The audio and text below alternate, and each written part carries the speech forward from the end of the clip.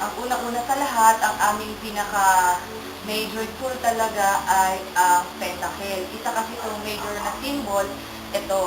Ito ang example ng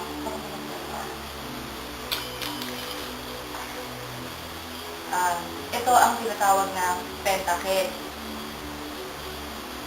Ito. Ang pentacle ang pinaka-major na simbolo ng witchcraft. Ito ay merong limang sulok o 5-pointed star at ito ay sinisimbolo rin ng 4 na elemento at ng espiritu. Ang 4 na elemento ay sinisimbolo ng katumbas ng air, fire, water, and earth plus the spirit.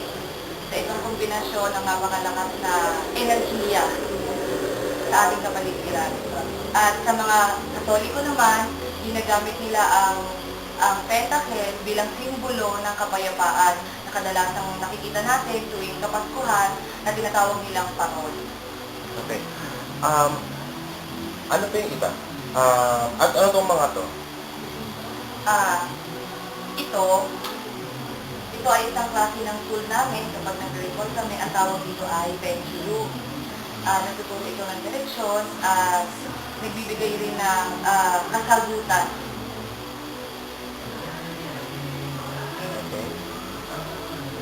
At ang aming chalice o goblet, kadalasan itong ginagamit kapag nasa loob ng selebrasyon at ng ritual. Nilalagyan ito kadalasan ng red wine or white wine. Kahit anong klaseng wine, white wine. Ginagamit siyang panglagay, pang wine. Meron din kami dito ang akamay. Kung mapapansin niyo, isa siyang double-bladed knife. Pero para sa amin, ito ay napakasagradong kutsilyo.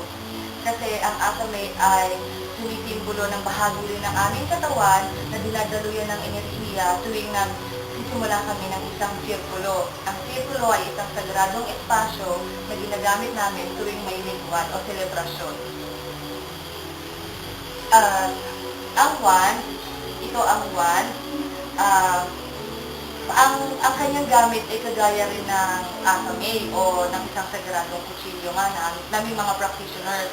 Pero kadalasan, nag-iiba ang purpose niya depende sa nakaukit sa kanya. Kagaya ng ukit na ito, iba na yung naging purpose niya kasi may ukit na sumisimbolo na sa kanya. May isa na siyang purpose. Ang wand ay sumisimbolo ng goddess at ang akamay ay sumisimbolo ng god.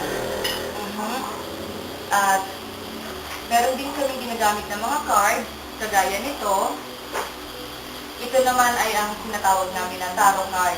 Kadalasan, ang mga hindi masyadong aral sa tarot card, nakikita nila ito bilang isang masamang simbolo o sinasabi nilang kaalaman ng satanismo o ng satanas. Pero kadalasan, sa aming mga practitioners, ginagamit namin ang tarot card bilang gabay sa hinaharap.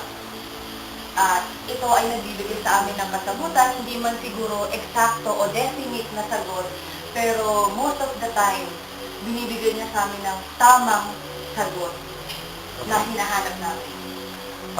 Ang witchcraft daw is a devil act or gawain pang demonyo. Siguro sa paniniwala ng iba o sa walang kaalaman tungkol sa witchcraft, yun ang nasa isip nila. Pero ang totoo, ang witchcraft ay hindi masama o mabuti. Kasi ang witchcraft is hindi itim o puti dahil kagaya ng kalikasan, it's both cruel and loving. Pwede tayong mabuhay sa pamamagitan ng kalikasan at pwede rin tayong makitlan ng buhay dahil sa kalikasan. Ano naman ang masasabi mo na ang witchcraft daw is a sin o kasalanan? Nagiging kasalanan ng witchcraft o ang practice na ito depende sa taong gumagamit ng practice na ito. Nasa sa'yo yan kung paano mo gagamitan ang kaalaman mo. Kasi ang witchcraft ay isang napakataas na kaalaman na minanapan natin sa ating mga kanino-minuan na nagbibigay nagbibigay sa atin ng kakaibang kakayahan kumpara sa mga normal o mundane na tao. So, ano yung mga selebrasyon ng ng mga witches? Halimbawa ng mga selebrasyon. Isa sa halimbawa ng selebrasyon ng mga witches o practitioner ay sowing o tinatawag ng mga Katoliko na unda. Isa rin dyan ng Yule na tinatawag naman ng mga Katoliko na Pasko. Yun ang mga kadalasang 2 sa 8 major celebration na meron kami. Meron din kami candle mass para sa January, first quarter of the year. And sumusunod din dyan ng Beltane at ang Mila. Okay. So, bilang isang practitioner, paano mo ipapaliwanag sa mga tao na ang witchcraft ay hindi masama at hindi dapat katakutan at dapat tanggapin? Para sa ating mga practitioner, hindi talaga dapat kinakatakutan ng witchcraft. Kasi, isa lamang itong kaalaman. Kahit sinong tao na merong kaalaman, ay pwede niyang gamitin sa mabuti o masama kahit hindi siya practitioner. Kagaya na lamang ng mga nakaupo sa ating gobyerno. Meron silang kaalaman at kakayahan na hindi lahat nakukuha ng tao. Pwede nilang gamitin sa masama at sa mabuti na walang ipinagkaiba sa pagpapractice ng witchcraft. Okay. So,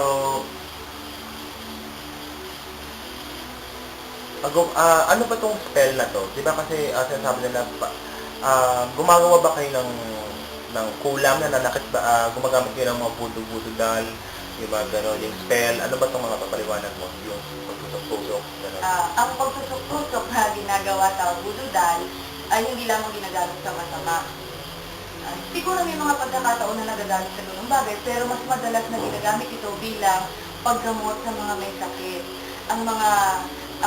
Especially ang mga shaman practitioners, sila yung mga kadalasan tinatawag natin albularyo na tumutulong sa atin kung meron tayong mga karamdaman na hindi maipaliwanag ng mga profesional na doktor.